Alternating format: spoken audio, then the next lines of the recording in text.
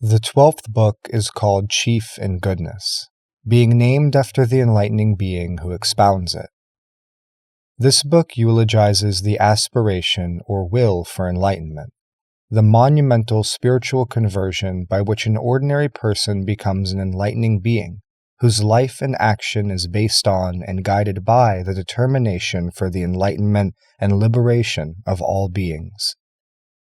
The inspiration of the genuine will for enlightenment is in a sense itself transcendence of the world, as universal enlightenment becomes the reason for being, and life itself is transformed into a vehicle of enlightenment. Following this, faith is praised for its instrumental value as a means of directing the mind and focusing endeavor. Then the book goes on to describe practices and their results, in terms of both self-cultivation and assistance to others. Again, versatility is emphasized, and enlightening beings are symbolically described as presenting all sorts of displays and teachings to exert edifying and liberating influences on people. Book 12. Chief in Goodness. Then the enlightening being Manjushri, having explained the great virtues of unpolluted, undistorted, pure activity, wanted to bring out the virtues of the aspiration for enlightenment. So he asked the enlightening being Chief in Goodness, "Now I have, for the sake of the enlightening beings, explained the purifying practices cultivated by Buddhas in the past. Benevolent One, you too in this assembly should expound the supreme virtues of practical application." Then Chief in Goodness responded in verse, "Very good, Benevolent One, you should listen clearly. Those virtues and merits cannot be measured. I will now tell a little as well as I can, but it will be but as a drop of the ocean.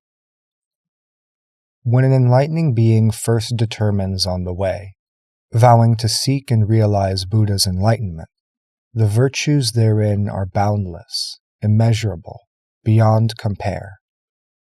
How much the more so through countless, boundless eons to fully practice the virtues of the stages and transcendent ways. Even all the Buddhas of the 10 directions together could not fully expound them all. Of such boundless great virtues I will now tell a little bit, like the space trod by a bird's feet, or like a mote of dust of the earth. When enlightening beings determine to seek enlightenment, this is not without cause, not without conditions. Engendering pure faith in the Buddha, teaching, and community, by this they produce a broad, magnanimous mind. Not seeking objects of desire or positions of authority, wealth, personal enjoyment, or fame, it is only to forever annihilate creatures' miseries and to benefit the world that they rouse their will. Always wanting to profit and gladden all beings, they adorn lands and make offerings to Buddhas. Accepting the right teaching, they cultivate its knowledges. To realize enlightenment, they arouse their minds. Deep faith, belief, and resolution always pure, they honor and respect all Buddhas, as well as their teachings and communities. Making offerings with ultimate sincerity, they rouse their will. Deeply believing in the Buddha and the Buddha's teaching, they also believe in the way traversed by Buddhas to be, and believe in unexcelled great enlightenment. Thereby do enlightening beings first rouse their will. Faith is the basis of the path, the mother of virtues, nourishing and growing all good ways, cutting away the net of doubt, freeing from the torrent of passion, revealing the unsurpassed road of ultimate peace. When faith is undefiled, the mind is pure. Obliterating pride, it is the root of reverence, and the foremost wealth in the treasury of religion, being a pure hand to receive the practices. Faith is generous, the mind not begrudging. Faith can joyfully enter the Buddha's teaching. Faith can increase knowledge and virtue. Faith can assure arrival at enlightenment. Faith makes the faculties pure, clear, and sharp. The power of faith is strong and indestructible. Faith can annihilate the root of affliction. Faith can turn one wholly to the virtues of Buddhahood. Faith has no attachment to objects. Transcending difficulties, it reaches freedom from trouble. Faith can go beyond the pathways of demons and reveal the unsurpassed road of liberation. Faith is the unspoiled seed of virtue. Faith can grow the seed of enlightenment. Faith can increase supreme knowledge. Faith can reveal all Buddhas. Therefore, I'll explain in steps, practicing in accord. Faith is most powerful, very difficult to have. It's like in all worlds having the wondrous, wish-fulfilling pearl. If one can always faithfully serve the Buddhas, then one can keep the precepts and cultivate studies. If one always keeps the precepts and practices what one learns, then one can embody all virtuous qualities. Self-control can develop the basis of enlightenment. Study the foundation of cultivating virtues. Always acting in accord with discipline and study, one will be praised for excellence by all enlightened ones. If one always faithfully serves the Buddhas, then one can assemble great offerings. If one can assemble great offerings, one's faith in Buddha is beyond conception. If one always faithfully serves the honorable teaching, then one will tirelessly listen to the Buddha's teaching. If one hears the Buddha's teaching without tiring of it, one's faith in the teaching is inconceivable. If one always faithfully serves the pure community, then one's faith will never regress. If one's faith never regresses, one's power of faith is unshakable. If nothing can shake one's power of faith, then one gains purity, clarity, and sharpness of sense. If one has purity, clarity, and sharpness of sense, one can avoid bad associates. If one can avoid bad associates, then one can approach good associates. If one can be with good associates, then one can cultivate great goodness. If one can cultivate great goodness, one can perfect great causal power.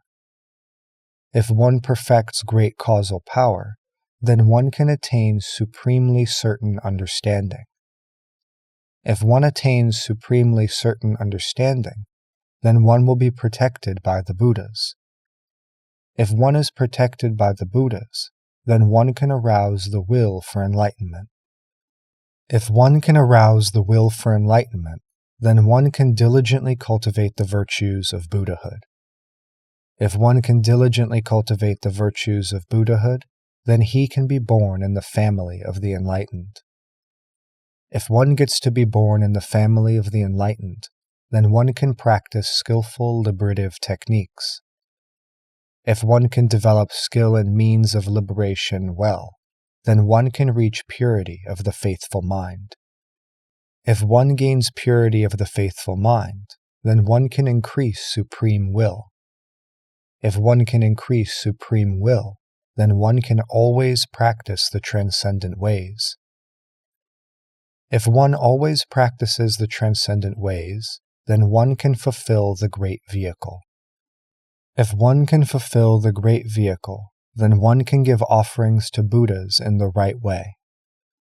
If one can make offerings to Buddhas in the right way, then one can remember Buddha with unwavering mind. If one can remember Buddha with unwavering mind, then one can always see infinite Buddhas. If one always sees infinite Buddhas, then one sees the essence of the enlightened is eternal. If one sees the essence of the enlightened is eternal, then one can know the truth never dies. If one can know the truth never dies, then one attains unhindered powers of elucidation. If one attains unhindered powers of elucidation, then one can expound boundless teachings. If one can expound boundless teachings, then one can compassionately liberate beings. If one can expound boundless teachings, then one can compassionately liberate beings. If one can compassionately liberate beings, then one can attain a mind of unshakable compassion. If one can attain a mind of unshakable compassion, then one can appreciate the most profound truth. If one can appreciate the most profound truth, then one can abandon the errors of fabrication. If one can abandon the errors of fabrication, then one can divorce conceit and indulgence. If one can get rid of conceit and indulgence, then one can benefit all beings together. If one can benefit all beings, then one can be in birth and death unwearied. If one can be in birth and death unwearied, then one can be invincibly brave and strong. If one can be invincibly brave and strong, then one can bring forth great spiritual powers. If one can bring forth great spiritual powers, one will know the activities of all sentient beings. If one knows the activities of all sentient beings, then one can mature and perfect living beings. If one can mature and perfect living beings, one will attain the knowledge to save all beings. If one attains the knowledge to save all beings, then one can perfect the means of salvation. If one can perfect the means of salvation, one then will give beings unlimited benefit. If one gives beings unlimited benefit, one will fulfill the techniques of supreme knowledge. If one fulfills the techniques of supreme knowledge, one will remain on the heroic, unexcelled path. If one remains on the heroic, unexcelled path, one can crush the power of all demons. If one can crush the power of all demons, one can get beyond the realm of the 4 demons. If one can get beyond the realm of the 4 demons, then one can reach the stage of non-regression. If one can reach the stage of non-regression, one attains profound acceptance of the non-origination of things. If one attains deep acceptance of the non-origination of things, one will receive the Buddha's prediction of enlightenment. If one's enlightenment is foretold by the Buddhas, then all the Buddhas will appear in one's presence. If all the Buddhas appear in one's presence, one will comprehend the profound mystic use of spiritual powers. If one comprehends the deep mystic function of spiritual powers, one will be remembered by all the Buddhas. If one is remembered by the Buddhas, one will adorn oneself with the qualities of Buddhahood. If one adorns oneself with the qualities of Buddhahood, one will attain a splendid body of felicity. If one attains a splendid body of felicity, one's body will be radiant as a mountain of gold. If one's body is radiant as a mountain of gold, it will be adorned with the 32 marks of distinction. If one is adorned with the 32 marks, one will be adorned with accompanying refinements. If one is adorned with the accompanying refinements, the light of one's aura will be unlimited. If one's aura light is infinite, one will be adorned with inconceivable light. If one is adorned with inconceivable light, that light will produce lotus blossoms. If the light produces lotus blossoms, innumerous Buddhas will sit on the blossoms, appearing everywhere in the 10 directions, able to pacify all sentient beings. If able to harmonize beings this way, one manifests infinite mystical powers. If one manifests infinite mystical powers, one dwells in inconceivable lands, expounding inconceivable teachings, gladdening inconceivably many beings. If one explains inconceivable teachings, gladdening inconceivably many beings, then with wisdom and power of elucidation one guides in accord with beings' minds. If one uses wisdom and powers of elucidation to guide in accord with beings' minds, then one will never lose action guided by wisdom. If one never loses action guided by wisdom, then one's willpower will be sovereign, and one will appear physically in any state of being. If one's willpower attains the freedom to manifest a body in any state of being, then one will be able, when teaching, to accord with any language inconceivably. If one can, when teaching, adopt any language according to the congregation, then one will instantly know all the minds of all sentient beings. If one can instantly know the minds of all sentient beings, one will know afflictions arise from nowhere, and will not sink and drown in birth and death. If one knows afflictions come from nowhere, and will never drown in birth and death, then one attains the body of the essence of truth, and appears in the world by the power of truth. If one attains the virtuous body of the essence of truth and appears in the world by the power of truth, one will attain all the stages and freedoms of enlightenment, practice the ways of transcendence, and be supremely liberated. If one attains the stages and freedoms of enlightenment, practices the transcendent ways, and is supremely liberated, one will attain the great spiritual powers of the anointed and abide in the most supreme meditations. If one attains the great spiritual powers of the anointed and abides in the most supreme meditations, then in the presence of the Buddhas one will be anointed and ascend to that rank. One will be anointed with the elixir of deathlessness by all the Buddhas in the 10 directions. If one is anointed with elixir by the Buddhas of the 10 directions, one's body will be all-pervasive as space, abiding at rest, immovable, filling the 10 directions. If one's body is pervasive as space, abiding at rest, immovable, filling all directions, one's action will be beyond compare, unknowable to gods and men. Enlightening beings practice acts of great compassion, vowing to liberate all successfully.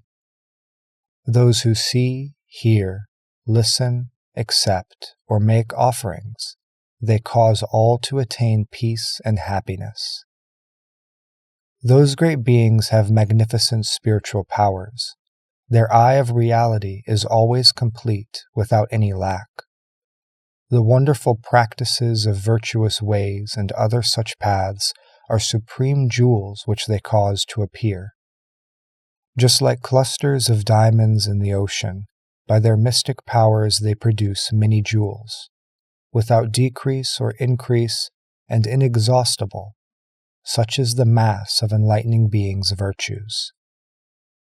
Where there are lands with no Buddha, there they appear to attain enlightenment. Where there are lands where the teachings unknown, they expound there the treasury of sublime doctrines. Without discrimination, without effort, they reach everywhere in a single instant, like the moonlight extending everywhere, teaching beings by innumerable techniques.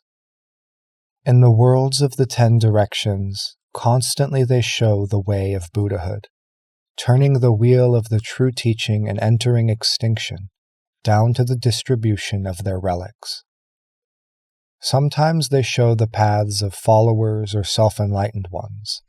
Sometimes they show the universal adornment of full Buddhahood. Thus they open up the teachings of the 3 vehicles, widely liberating beings for infinite eons. They may manifest the forms of dragon girls or boys, or celestial dragons, or titans too, down to Mauragas and so on. They let everyone see according to desire. Living beings' forms and features are unalike. Their behaviors and sounds are also countless. All of these enlightening beings can make appear by the mystic power of the oceanic reflection meditation, beautifully purifying inconceivable lands, making offerings to all enlightened ones, emanating great light without bound. They liberate sentient beings without limit, too. Their knowledge and wisdom is independent and inconceivable. Their speech in explaining truth is unhindered. Their generosity, self-control, tolerance, energy, and meditation, wisdom, skill and means, spiritual powers, and such, are all likewise free by the power of Buddha's flower garland meditation. They enter concentration on one atom and accomplish concentration on all atoms, and yet that particle doesn't increase. In one are manifest inconceivable lands. Of the many lands in that one atom, some have Buddhas, some do not. Some are polluted, some are pure. Some are large, some are small. Some are forming, some disintegrating. Some are upright, some are sideways. Some are like heat mirages on a vast plain. Some are like Indra's net in the heavens. What in one atom is manifest is also manifest in all atoms. This is the mystic power of concentration and liberation of these sages of great renown. If they want to make offerings to all Buddhas, they enter into concentration and produce mystic transformations, able to reach throughout the universe with one hand to give offerings to all the enlightened ones. The most beautiful flowers in all realms, perfumes, incense, and priceless jewels, such as these all emerge from their hands to present to the conquerors under the trees of enlightenment. Priceless jewel raiment with mixed perfumes, precious banners and canopies all finely adorned, with flowers of gold and curtains of jewels, all of these rain from their palms. Whatever wonderful things there be in all realms that may be worthy to offer to the Supreme Honored One, all shower from their palms, all complete, and they bring it to the enlightenment trees to offer to the Buddhas. All the artful music of the 10 directions, bells and drums, harps and lyres, various different kinds, all played harmoniously with beautiful tones, all emerges from the enlightening being's palms. All eulogies that be in the 10 directions, praising the virtues of the enlightened ones, all of their various wonderful words are intoned from within their palms. The enlightened being's right hands radiate pure light. Within the light is fragrant water raining from the sky, sprinkling the Buddhalands of the 10 directions as offerings to all the lamps that light the worlds. Also they emit wondrous arrays of light beams, producing countless jewel lotus blossoms. The colors and forms of the flowers are all superb, and these they present to the Buddhas. They also emit flower garlands of light, with all kinds of flowers bunched into drapes, scattered all over the lands everywhere as presents to all the honored ones of great virtue. They also emit lights adorned with perfumes, various wonderful scents massed into drapes, scattered all throughout the lands everywhere as presents to the honored ones of great virtue. They also emit lights adorned with powdered incense, various incenses collected into drapes, and distribute them throughout all worlds as gifts to the honored ones of great virtue. They also emanate lights adorned with raiment, various fine robes gathered into drapes, and distribute them throughout all worlds as offerings to the honored ones of great virtue. They also emit lights adorned with jewels, various beautiful jewels massed into drapes, and distribute them throughout all worlds as presents to the honored ones. They also produce lights adorned with lotuses, various lotuses assembled into drapes, and distribute them throughout all worlds as gifts to the honored ones. They also emit lights necklace adorned. Various fine necklaces gathered into drapes, they distribute throughout all worlds to offer to the honored ones. They also emanate lights adorned with pennants, radiant with multicolored patterns, of all kinds, innumerable, all superbly fine. With these they decorate the Buddha lands. Canopies adorned with melanges of jewels, draped with finely embroidered flags, and crystal chimes intoning Buddha's voices. These they take to offer the enlightened ones. Their hands producing such inconceivable gifts, they present them to a guide, and do the same to all the Buddhas, with their great psychic powers of concentration.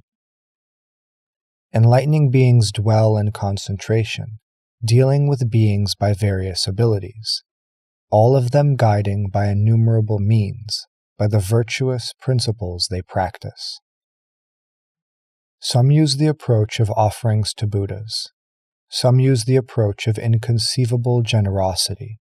Some use the approach of austerity and discipline. Some use the approach of unshakable tolerance. Some use the approach of ascetic effort. Some use the approach of tranquil meditation. Some use the approach of certain thorough knowledge. Some use the teaching of practical expedience. Some use the teachings of the pure abodes and psychic powers. Some use the approach of the benefits of the means of salvation. Some use the approach of the adornments of knowledge and virtue. Some use the teaching of conditioning and liberation. Some use the teachings of faculties, powers, and the right path. Some use the teaching of followers' liberation. Some use the teaching of purity of self-awakened ones. Some use the teaching of the freedom of the great vehicle. Some use the teaching of the miseries of impermanence. Some use the teaching of no self and no life. Some use the teaching of impurity and detachment from desire. Some use the approach of extinctive concentration. According to the differences in beings' ailments, they all use teaching medicines to cure them. According to the inclinations of beings' minds, they all use expedients to satisfy them. According to the differences in sentient beings' behaviors, they all use adaptive skills to perfect them. The characteristics of such spiritual powers of concentration cannot be fathomed by any gods or men. Having a wondrous concentration called according to actions, enlightening beings abide in this and observe everywhere, appearing as appropriate to liberate sentient beings, causing them to gladly change according to the truth. Where there is famine and disaster in the age, they give means of comfort to all in the world, causing them to be satisfied according to their desires, creating benefit for all sentient beings. They may give away fine food and drink, sumptuous clothing, garlands of jewels, and even a royal throne, to cause those who like generosity to accord with the teaching. Adorned with flower garlands, anointed with perfume, with dignified behavior they liberate beings, liked and esteemed by all in the world. Their appearance and their garb they adopt as is appropriate to please and cause those who like form to follow the path. With exquisite voices like songs of birds, wondrous tones in harmony, complete with all kinds of pure voice, they preach to beings according to their likes.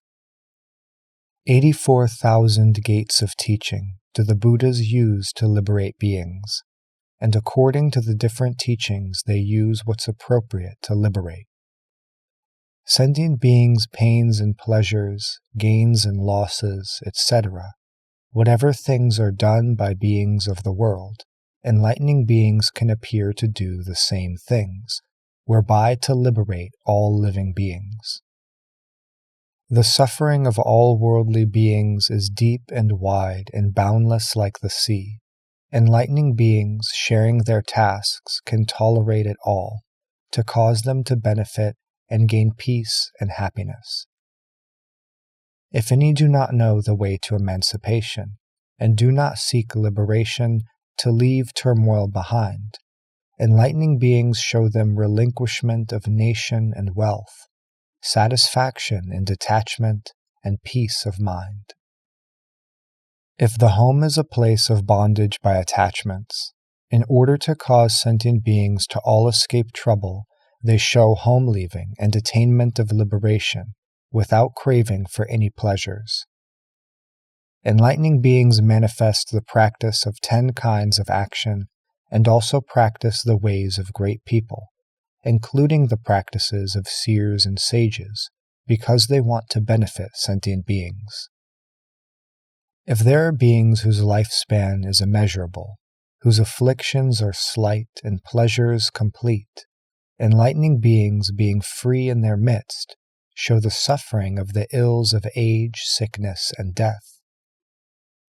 In the cases of those with greed, hatred, and ignorance, the raging fires of these afflictions always blazing, enlightening beings manifest aging, sickness, and death for them, to cause those sentient beings to all be tamed. The Buddha's 10 powers and fearlessness, as well as their 18 unique qualities, all their countless virtues are manifested to liberate beings. Knowledge of others' minds, appropriate teaching, and ability to appear anywhere are all free functions of the enlightened ones. The great enlightening beings manifest them all, able to cause sentient beings to all be tamed. Enlightening beings' various methods and techniques adapt to worldly conditions to liberate beings, just like lotus blossoms to which water does not adhere. In the same way they are in the world, provoking deep faith. With extraordinary thoughts and profound talent, as cultural kings, song and dance and conversation admired by the masses, all the various arts and crafts of the world they manifest like magicians. Some become grandees, city chiefs. Some become merchants, caravan leaders. Some become physicians and scientists. Some become kings and ministers. Some become great trees in the plains. Some become medicines or jewel mines. Some become pearls that fulfill all wishes. Some show the right path to sentient beings. If they see a world just come into being, where the creatures don't yet have the tools for livelihood, enlightening beings become craftsmen and teach them various skills. They do not make anything that will oppress or afflict living beings. They only explain things that will be of benefit to the world. Various fields of knowledge, such as incantational arts and medicinal herbs, and all contained therein they can explain. The excellent practices of all the sages, faithfully looked up to by humans and divines, such difficult practices and austerities enlightening beings can perform according to need. Some become non-Buddhist mendicants. Some practice asceticism alone in the forest. Some go naked without any clothes, being teachers and leaders of such groups. Some show various practices of wrong livelihood, practicing incorrect principles as supreme. Some manifest the postures of Brahmin ascetics, becoming leaders of such groups. Some expose themselves to the heat of fire and sun. Some practice cults imitating animals. Some put on filthy clothing and worship fire. In order to transform such cultists, they become their teachers. Some make a show of visiting shrines of various deities. Some make a show of entering the water of the Ganges River. Some eat roots and fruits, all making a show of these practices, while always contemplating the truth that transcends them. Some show themselves kneeling or standing on one foot. Some lie on thorns or in dust and dirt. Some lie on pounding stones, seeking release, and become teachers and leaders of such groups. Of such followers of heretical paths, they observe the minds and understandings and do the same things. The ascetic practices they demonstrate worldlings cannot bear. They cause them to be tamed after seeing them. Sentient beings are deluded and accept false teachings. Sticking to wrong views, they suffer many pains.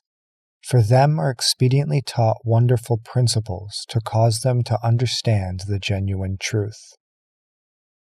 The Four Truths may be explained in local magical language, or the Four Truths may be told in skillful esoteric language, or the Four Truths may be spoken in direct human speech, or the Four Truths may be told in the language of divine mystery. The Four Truths are explained through analysis of words. The Four Truths are explained through ascertainment of principles. The Four Truths are explained skillfully refuting others. The Four Truths are explained undisturbed by outsiders.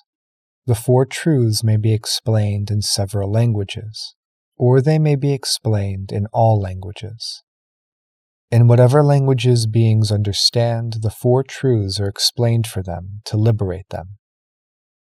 All the teachings of all Buddhas are thus explained exhaustively, knowing the realm of language is inconceivable. This is called the power of concentration of expounding the truth.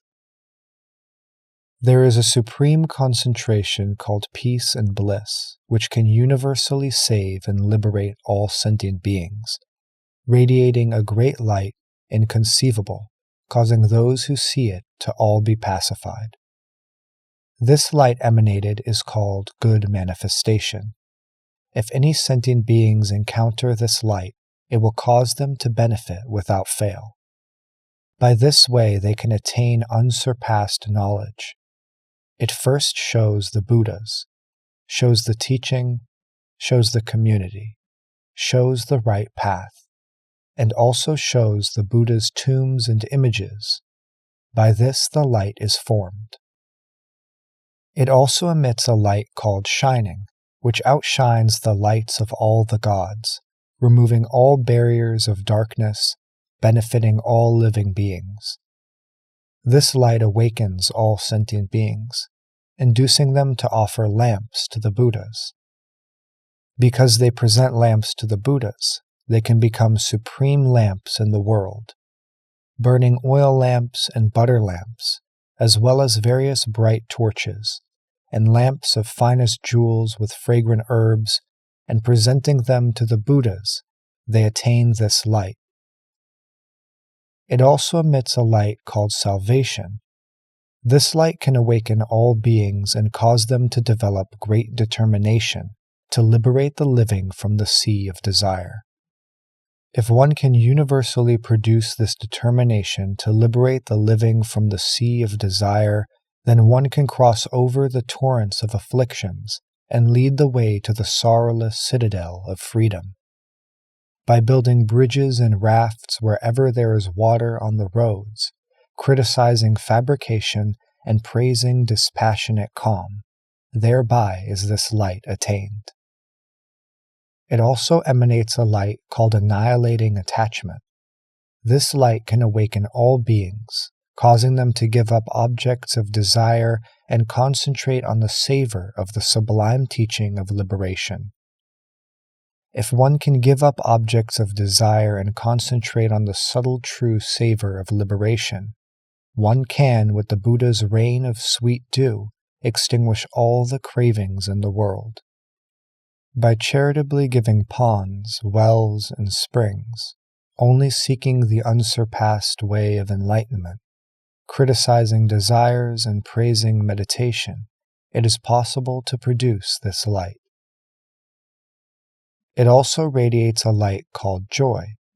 This light can awaken all beings, causing them to long for perfect enlightenment and determine to realize the teacherless path. Making statues of the Buddha of great compassion, adorned with all distinguishing marks, sitting on a flower, and by always praising Buddha's supreme virtues, can this light thereby be produced. It also emits a light called appreciation. This light can awaken all beings, causing their minds to appreciate the Buddhas as well as their teaching and community. If they always appreciate the Buddhas, their teachings, and communities, then in the congregations of the Buddhas, they'll attain acceptance of the profound truth of the emptiness of things. Enlightening sentient beings without number, making them always remember the Buddha, teaching, and community, is whereby this light is attained. It also emanates a light called collection of virtues. This light can awaken all beings, inducing them to practice unlimited giving in various forms, aspiring thereby to the unexcelled path. Establishing great charitable functions without imposing limits, satisfying the needs of all who come, not letting their hearts feel any lack, is whereby this light is made. It also emits a light called full knowledge. This light can awaken all beings, causing them to instantly, in one principle, understand innumerable teachings. Analyzing teachings for sentient beings and determining the real true meaning, skillfully expounding the meanings of the teachings without lack, is how this light is made. It also radiates a light called lamp of wisdom. This light can awaken all beings and cause them to know sentient beings are inherently empty and at rest, and that all things have no existence.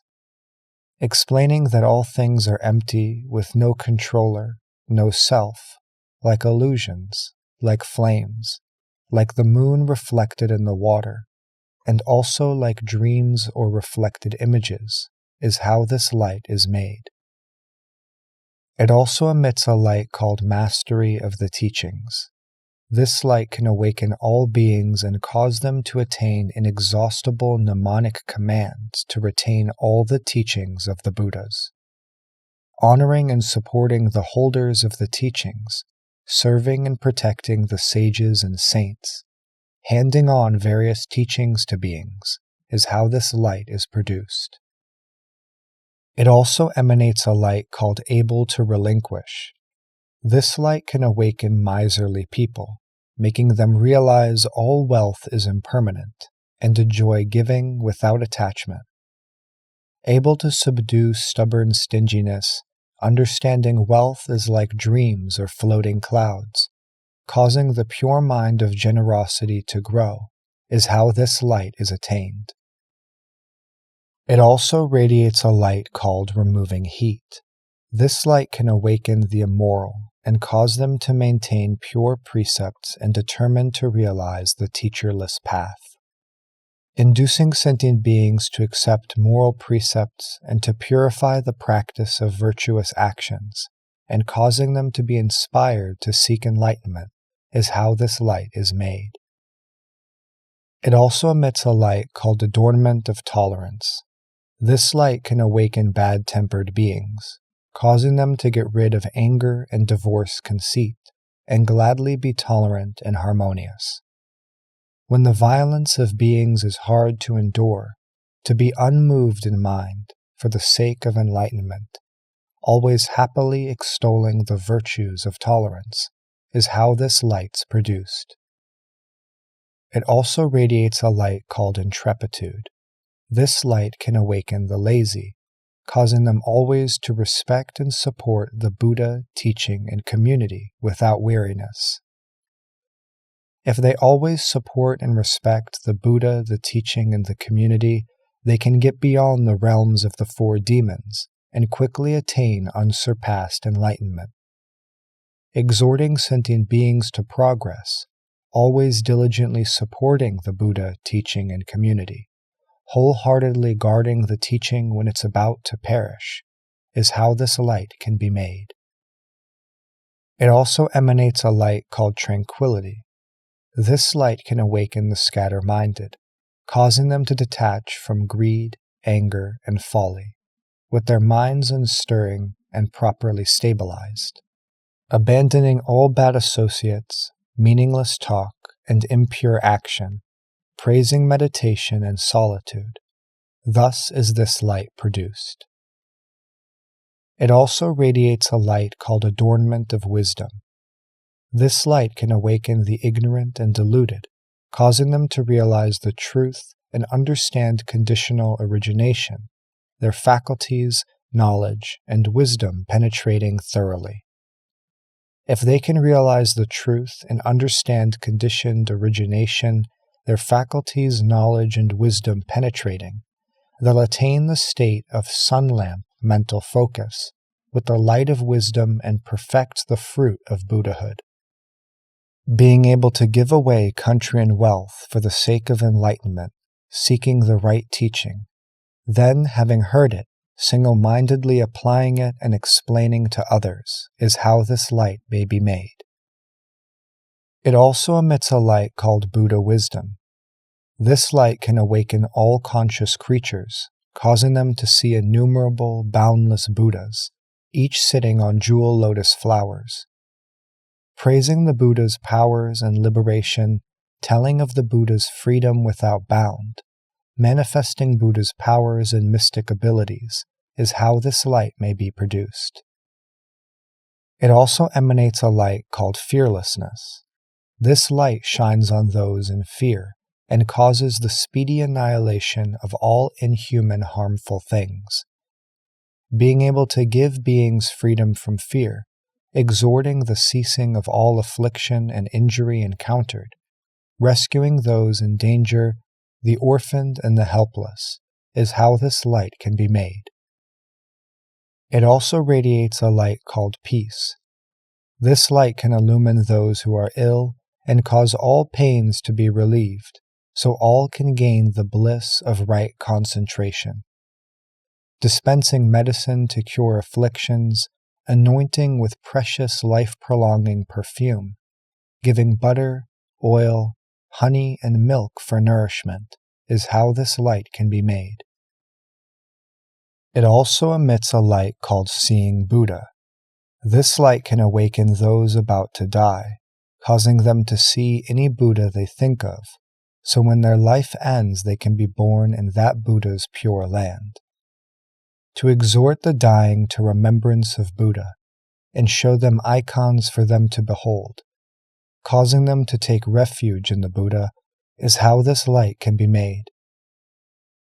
It also emanates a light called delight in the teaching.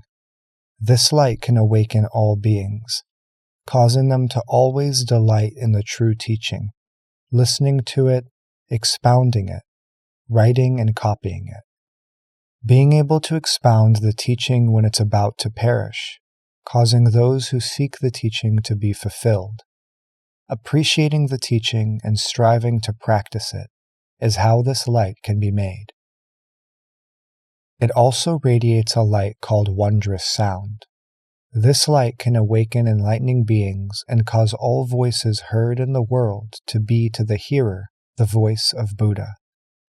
Praising the Buddha out loud and presenting music like bells and chimes, and causing all creatures to hear the sound of Buddha, is how this light can be made.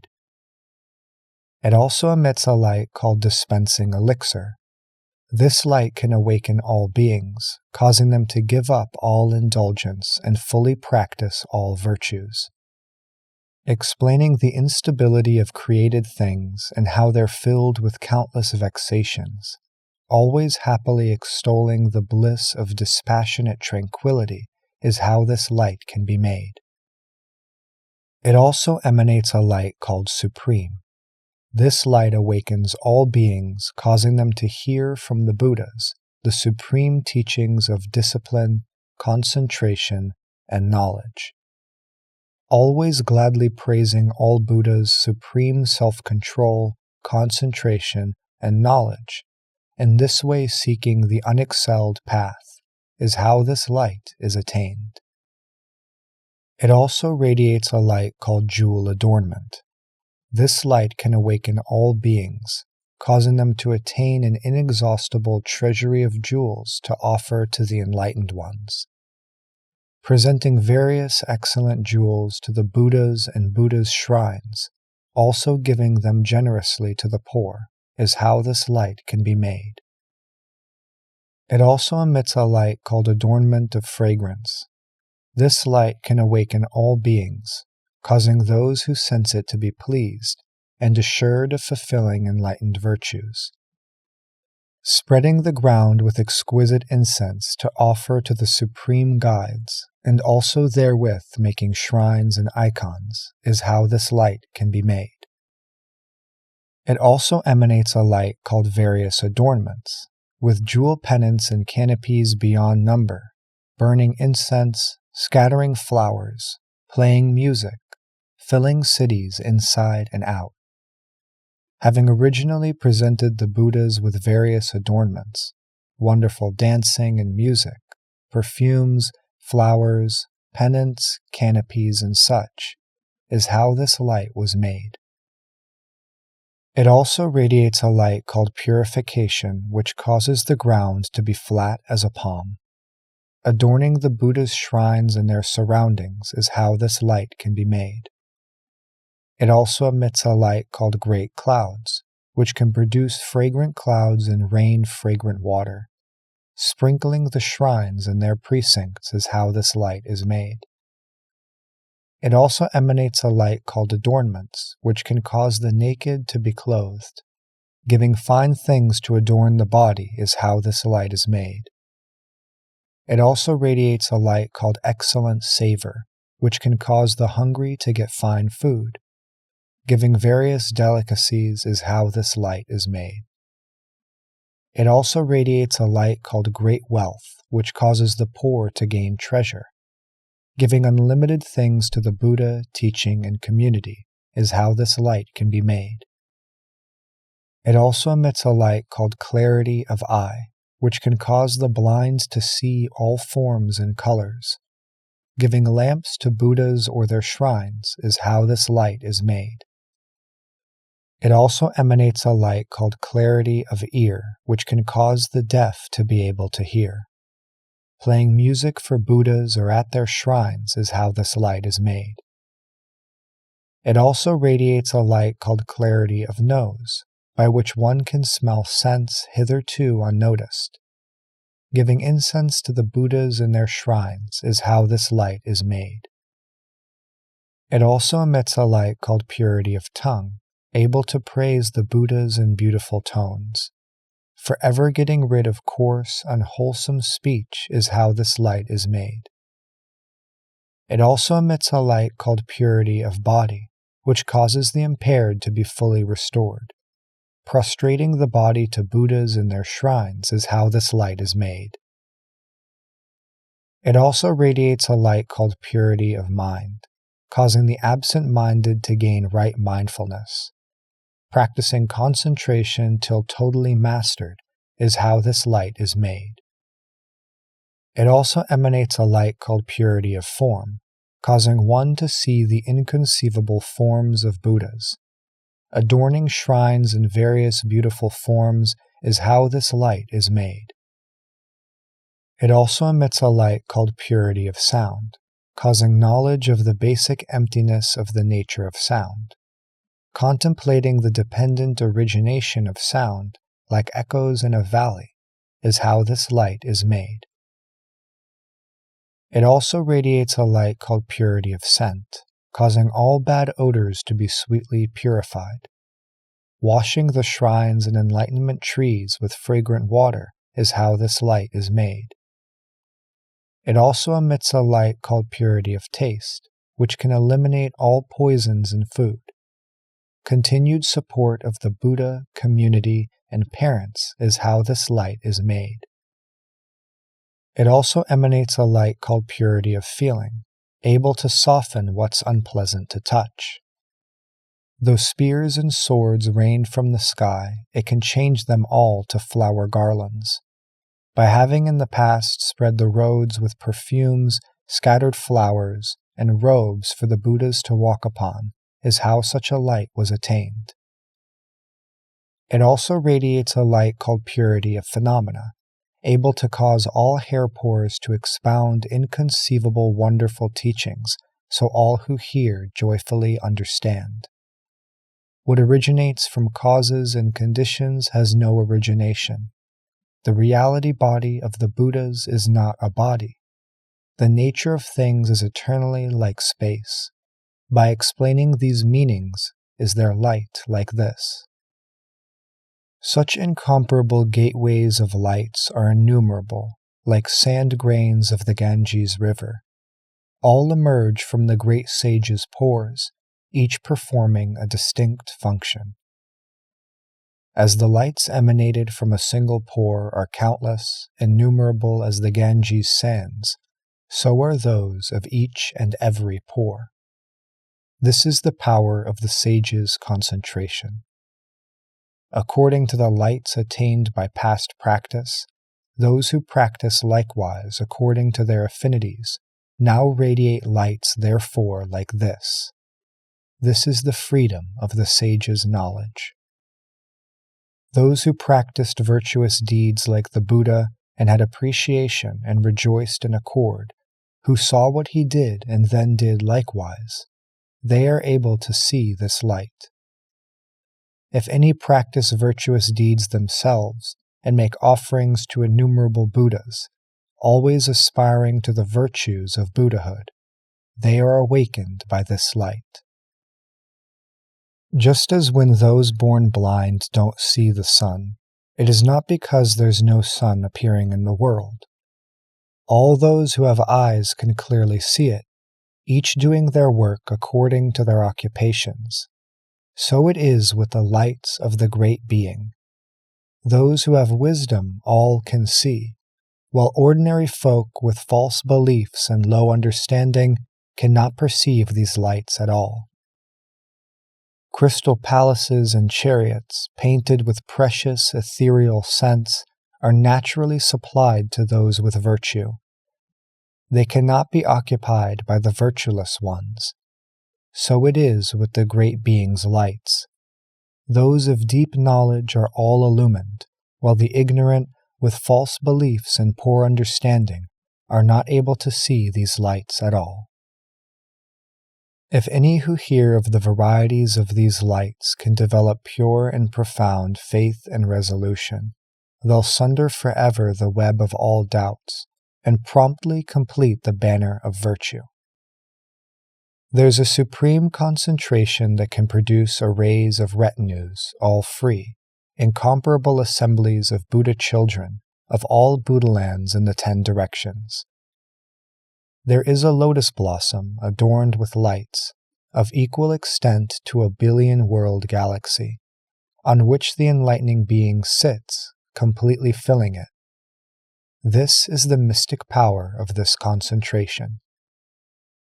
There are also lotus blossoms surrounding, as many as atoms in 10 lands, on which the hosts of Buddha children sit, abiding in the spiritual power of this concentration. Having fully developed good causes in the past and fully practiced the virtues of Buddhahood, such people surround the enlightening being, all joining their palms and gazing tirelessly. Like the bright moon among the stars is the enlightening being in the midst of the congregation. Such is the practice of the Great Being entering the spiritual power of this concentration. As manifested in one region surrounded by hosts of Buddha children, so it is in all regions, abiding in this spiritual power of concentration. There's a supreme concentration called network of loci. The enlightening being dwelling in this teaches widely, appearing bodily in all quarters, sometimes entering concentration, sometimes emerging, sometimes entering right concentration in the east, and emerging from concentration in the west, sometimes entering right concentration in the west and emerging from concentration in the east, sometimes entering right concentration in other directions and emerging from concentration in still others. Sometimes entry and emergence pervade all 10 directions. This is called the enlightening being's concentration power. appearing before and associating with all the countless Buddhas in the lands throughout the East, while dwelling in this concentration, silent and unmoving, and emerging from concentration in the presence of all the Buddhas of the worlds in the West, making unlimited offerings to all of them. Appearing before and associating with all the countless Buddhas in the lands throughout the West, while remaining in concentration, silent and unmoving, and emerging from concentration in the presence of all the Buddhas of the worlds in the East, making unlimited offerings to all of them. Thus does the enlightening being enter all the worlds of the 10 directions, sometimes manifesting concentration, silent and unmoving, sometimes manifesting respectful offering to the Buddhas. Entering right concentration in the eye organ, emerging from concentration in the field of form, showing the inconceivability of the nature of form, unknowable to all gods and men. Entering right concentration in the field of form and emerging from concentration in the eye without disturbing the mind, explaining the eye as birthless and has no origin, by nature empty, null, and doing nothing. Entering right concentration in the ear faculty and emerging from concentration in the field of sound, distinguishing the sounds of all languages unknowable to gods and men.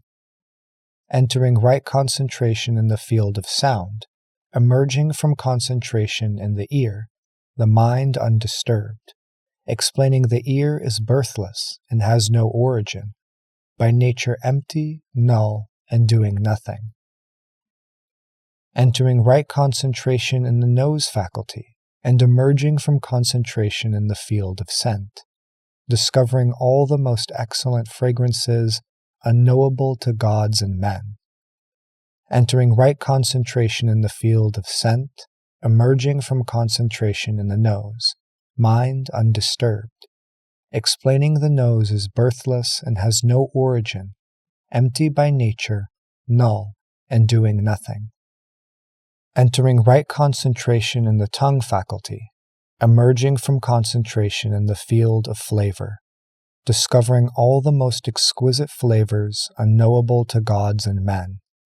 Entering right concentration in the field of flavor, emerging from concentration in the tongue, mind undisturbed, explaining the tongue is birthless and has no origin, by nature empty, null, and doing nothing. Entering right concentration in the faculty of the body, emerging from concentration in the field of touch, able to clearly distinguish all textures unknowable to gods and men. Entering right concentration in the field of touch, emerging from concentration in the body, mind undisturbed, explaining the body is birthless and has no origin, by nature empty, null, and doing nothing. Entering right concentration in the mental faculty, emerging from concentration in the field of phenomena, discerning the characteristics of all things unknowable to gods and men. Entering right concentration in the field of phenomena, emerging from concentration in the mental organ, mind undisturbed, explaining the mind is birthless and has no origin, by nature empty, null, and doing nothing. Entering right concentration in the body of a youth, emerging from concentration in the body of an adult. Entering right concentration in the body of an adult, emerging from concentration in the body of one aged. Entering right concentration in the body of one aged, emerging from concentration in the body of a devout woman. Entering right concentration in the body of a devout woman, emerging from concentration in the body of a devout man. Entering right concentration in the body of a devout man, emerging from concentration in the body of a nun. Entering right concentration in the body of a nun, emerging from concentration in the body of a monk. Entering right concentration in the body of a monk, emerging from concentration in the body of a learner or non-learner. Entering right concentration in the body of a learner or non-learner, emerging from concentration in the body of a self-enlightened one. Entering right concentration in the body of a self-enlightened one, emerging from concentration in the body of a fully enlightened one. Entering right concentration in the body of an enlightened one, emerging from concentration in the body of a celestial being. Entering right concentration in the body of a celestial being, emerging from concentration in the body of a dragon. Entering right concentration in the body of a dragon, emerging from concentration in the body of a yaksha. Entering right concentration in the body of a yaksha, emerging from concentration in the body of a ghost. Entering right concentration in the body of a ghost, emerging from concentration in a hair pore. Entering right concentration in one hair pore, emerging from concentration in all hair pores. Entering right concentration in all pores, emerging from concentration on a hair tip. Entering right concentration on a hair tip, emerging from concentration in an atom. Entering right concentration in an atom, emerging from right concentration in all atoms. Entering right concentration in all atoms, emerging from concentration in diamond ground. Entering right concentration in diamond ground, emerging from concentration on a crystal tree. Entering right concentration on a crystal tree, emerging from concentration in Buddha's aura. Entering right concentration in Buddha's aura, emerging from concentration in rivers and seas. Entering right concentration in rivers and seas, emerging from concentration in the element fire. Entering right concentration in the element fire, emerging from concentration in the wind, mind undisturbed. Entering right concentration in the element wind, emerging from concentration in the element earth. Entering right concentration in the element earth, emerging from concentration in the mansion of heaven. Entering right concentration in the mansion of heaven, emerging from concentration in space, mind undisturbed. This is called the inconceivable freedom of concentration of the One with infinite virtues, which all the Buddhas of the 10 directions could not thoroughly expound even in countless eons. All the enlightened ones together explain that the consequences of beings' actions are unthinkably many. The metamorphic emanations of the dragons, the masteries of the Buddhas, and the spiritual powers of enlightening beings are also inconceivable. Though one try to illustrate this by metaphor, after all there is no metaphor that can be likened to this. However, people of wisdom and intelligence understand their meaning by means of similitudes. Buddha's followers' minds dwell in the 8 liberations, and the transformations they display are all freely done. They can manifest many bodies by one body, and can make one body of many bodies. They can enter fire concentration in space, walking, standing, sitting, and lying, all in the sky, producing water from the upper body and fire from the lower, or fire from the upper body and water from the lower. In this way, in the moment of one thought, they can transform freely in innumerable ways. They do not fully have great compassion and do not seek Buddhahood for the sake of all beings, yet still they can manifest such inconceivable things. How much more is the power of the great benefactors, enlightening beings? Like sun and moon traveling through space, their lights' reflections appearing in all places, in springs, ponds, reservoirs, and water and vessels, in jewel-like rivers and seas, they reflect everywhere. So it is with the forms of enlightening beings. They appear everywhere inconceivably. This is all the freedom of concentration which only the enlightened can completely realize. Like the images of 4 armies in the ocean water, each distinct, not merging or mixing, their swords, spears, bows, and arrows are many and diverse. Their armor, helmets, and chariots are not the same. Whatever the differences in the forms they have, all are reflected in the water, yet the water itself does not discriminate. The concentration of enlightening beings is also like this. In the ocean are spirits called good at sound, whose voices universally adapt to all creatures of the sea, and who completely understand all their languages and make them all joyful and happy. Those spirits have greed, malice, and folly, yet they can still understand all sounds. How much more the enlightening being's power of mental command? Can they not cause all beings joy? There is a woman named Explanatory Ability, who was born through her parents' supplication to heaven. If one can divorce evil and delight in truth, one can enter her body and engender wondrous eloquence. She still has desire, aversion, and ignorance, yet can bestow elucidating powers in accord with practice. How much the more so can enlightening beings full of wisdom bestow benefits on sentient beings? Like a magician who knows the ways of magic can produce any number of various things, make an instant seem a day, a month, a year, produce a city rich and very happy. The magician has greed, anger, and ignorance still, yet can delight the world with magic ability. How much the more so can the power of meditation and liberation bring all creatures joy? When the gods and titans fought, the titans lost and ran away. Their armaments, chariots, and soldiers they hid at once where none could see.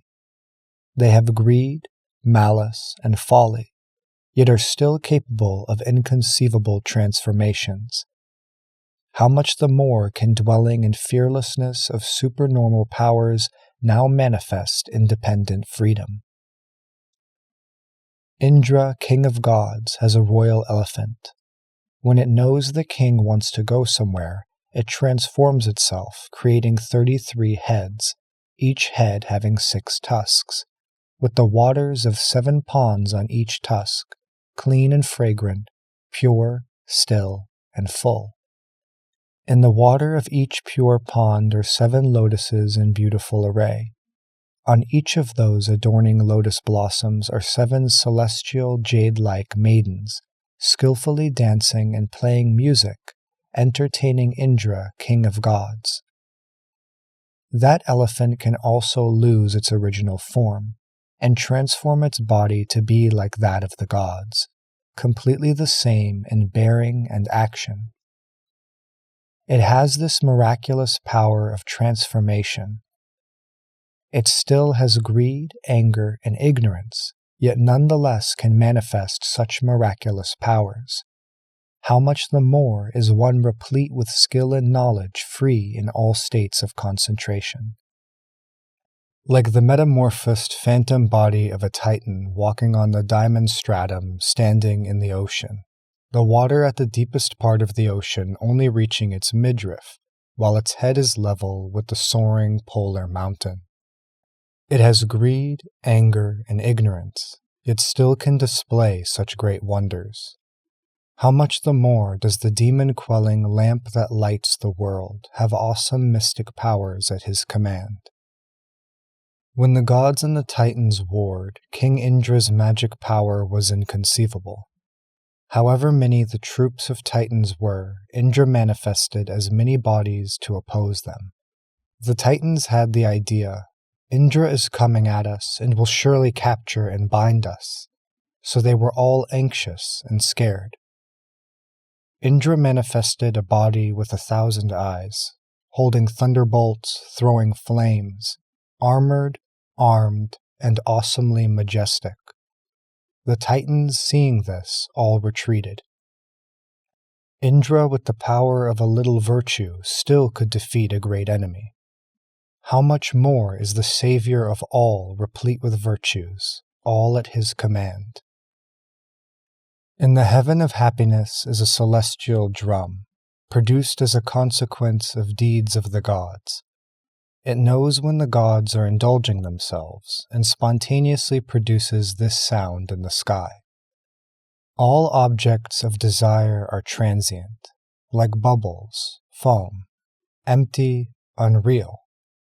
All existence are like dreams, like mirages, like floating clouds, the moon and the water. Indulgence is an enemy, a torment and a pain. It's not the immortal way, but the path of birth and death. Any who act indulgently will enter the mouth of the shark of death. As the root of all the miseries in the world, all wise people shun it. The qualities of objects of desire are perishable. You should take pleasure in what's real and true. When the gods of the 33 heavens hear this sound, they all go up into the hall of good teaching, and Indra preaches for them the subtle teaching, making them docile and tranquil, removing greed and craving. That sound is formless and cannot be seen, yet it can benefit the celestial beings. How much the more manifesting bodies adapting to inclinations can enlightening beings rescue and liberate the living. When the gods and titans warred, by the superior power of the gods' virtue the celestial drum sounded, telling the hosts, "You should not worry or fear." And the gods, hearing this declaration, were rid of fear and increased in strength. Then the Titans' hearts trembled with fright, and their troops all retreated and fled. The wonderful ambrosial concentration is like that heavenly drum. It always produces the sound of dispassion, conquering demons. Great compassion mercifully rescues all, causing all beings to end their afflictions.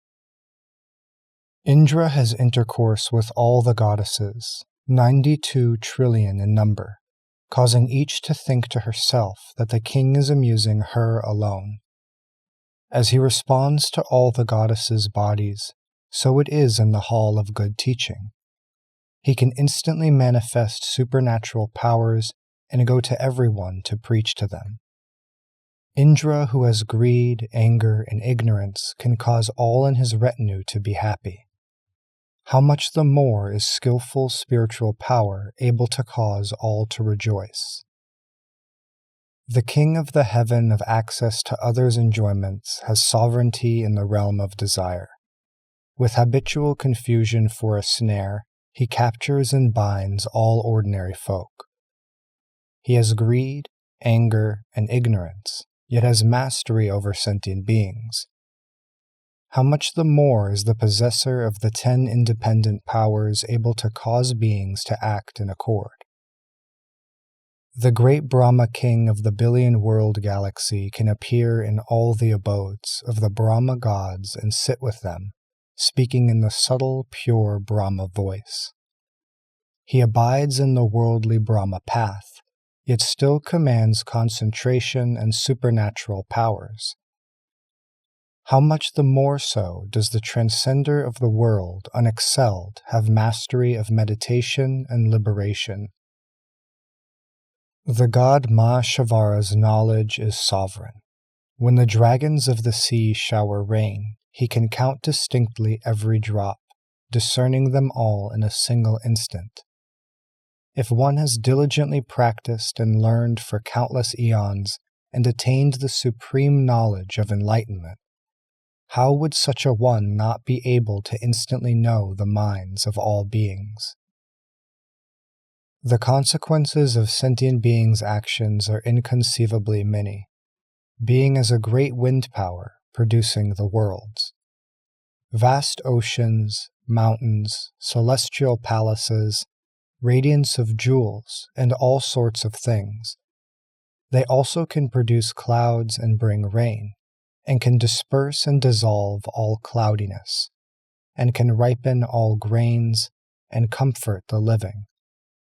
The wind cannot learn transcendent wisdom or learn the qualities of Buddhahood, yet still can perform inconceivable deeds. How much the more so one who fulfills all vows. The various voices of men and women, the calls of birds and beasts, the sounds of oceans, rivers, and thunder, can all delight sentient beings' minds. How much the more one who knows the nature of sound is like echoes, who attains to unhindered, wonderful eloquence, and teaches the truth as appropriate to each, is able to bring joy to the creatures of the world. The ocean has a special, extraordinary quality. It can be an equal reflector of all. Sentient beings, precious things, rivers, and streams, all it contains, prohibiting none. One with inexhaustible meditation, concentration, and liberation can also be a seal of equanimity, equally reflecting like this. The wonderful practices of virtue and knowledge, this one cultivates all without tiring.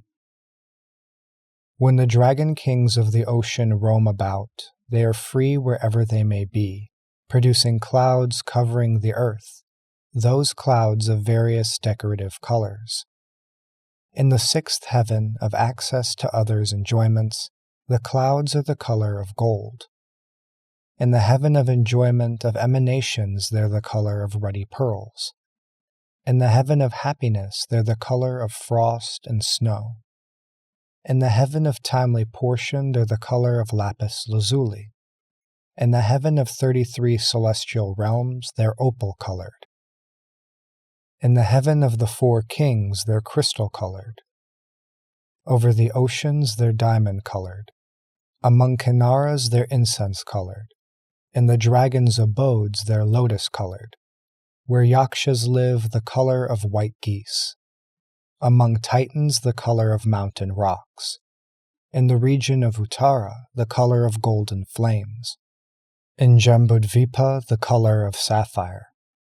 In the other continents, their adornments are mixed. These are given according to the likes of the creatures. Also in the heaven of access to others' enjoyments, lightning in the clouds shines like sunlight. In the heaven of enjoyment of emanations, it's like moonlight. In the heaven of happiness, like rose gold. In the timely portion heaven, it's the color of jade-like snow. In the 33-fold heaven, the color of golden flames. In the 4 kings' heaven, the color of all jewels. In the ocean, the color of red pearls. In the realm of the Kinaras, the color of lapis lazuli. In the abode of dragons, the colors of a mine of jewels.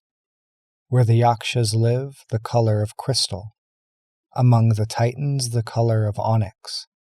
In the realm of Uttara, the color of fiery pearls.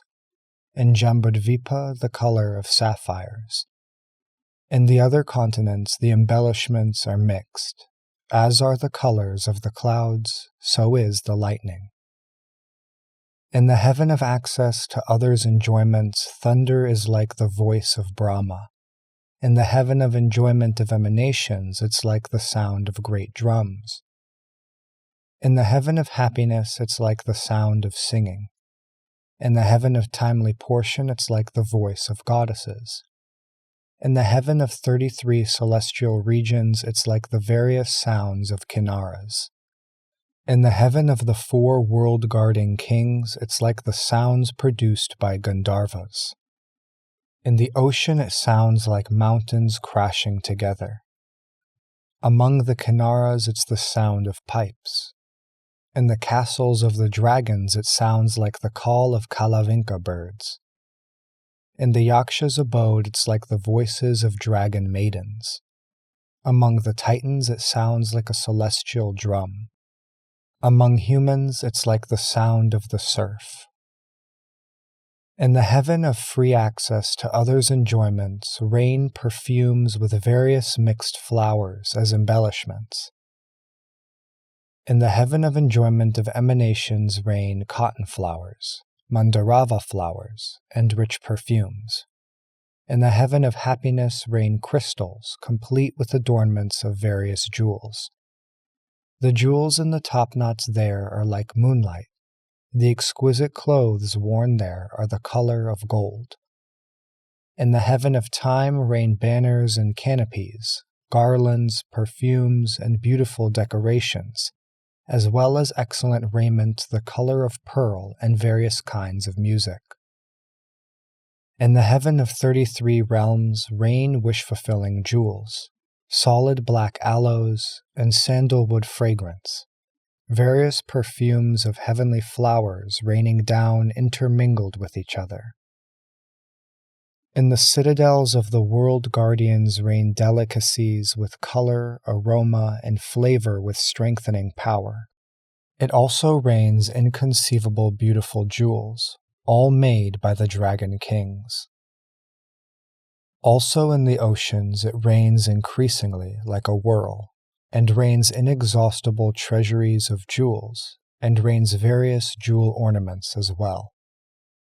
In the world of Kanaras it rains necklaces, lotuses of many colors, robes, and jewels, flowers that grow in the rains, and golden-colored flowers, with various kinds of music all included therein. In the castles of the dragon kings reign ruddy pearls. Among the Titans it rains weapons, conquering all enemies. In the continent Uttara it rains necklaces, and also rains innumerable exquisite flowers. In the continents Purvavideha and Aparagodaniya it rains various ornamental articles. In the continent Jambudvipa it rains pure water, fine, refreshing, always at appropriate times, nourishing flowers, fruits, and herbs, ripening all the crops. Innumerable such beautiful adornments, various clouds, lightning, thunder, and rain, the dragon kings can freely make, without moving their bodies, without discrimination in their world, the ocean, they dwell, yet can manifest this inconceivable power. How much the more those who enter the ocean of truth and embody virtue can produce great mystical transformations. The doors of liberation of the enlightening beings cannot be revealed by any similes, but I have, with these metaphors, said something of their free power. Foremost knowledge, vast wisdom, true knowledge, boundless wisdom, extraordinary wisdom, supreme wisdom. Such a teaching has now been explained. This teaching is rare and most extraordinary. If people who have heard it can accept, can believe, absorb, praise, and explain it, this accomplishment is to be considered most difficult. Of all the ordinary people in the world, it's hard to find one with faith in this teaching. If any diligently cultivate pure virtues, by the power of past cause they can believe. Among the creatures of all worlds are few who want to seek the vehicle of Buddha's followers. Those who seek solitary enlightenment are even fewer, and those who aim for the great vehicle are very hard to find. But striving for the great vehicle is still easy compared to the greater difficulty of believing this teaching. Even more difficult it is to retain, recite, and explain it for others, to practice according to the teaching and truly understand it. To hold a galaxy on one's head without moving for 1 eon is not to be considered difficult compared to believing this teaching. To pick up 10 Buddha lands in the hand and stand in space through an eon is not to be considered hard compared to believing this teaching. If one provides comforts for an eon to the homes of beings numerous as atoms in 10 lands, his merit is not to be considered supreme. One who believes this teaching is most excellent. Even spending an eon serving Buddhas as many as atoms in 10 lands One's merit will be greater, supreme, if one can recite and hold this book. When the enlightening being chief in goodness had spoken these verses, the worlds in the 10 directions quaked in 6 ways. The palace of demons was shrouded. The realms of ill ceased. The Buddhas of the 10 directions appeared before him, and each patted him on the head with his right hand and praised him, saying, "Excellent! You incisively explain this teaching, and we all accordingly rejoice." End of the Second Assembly.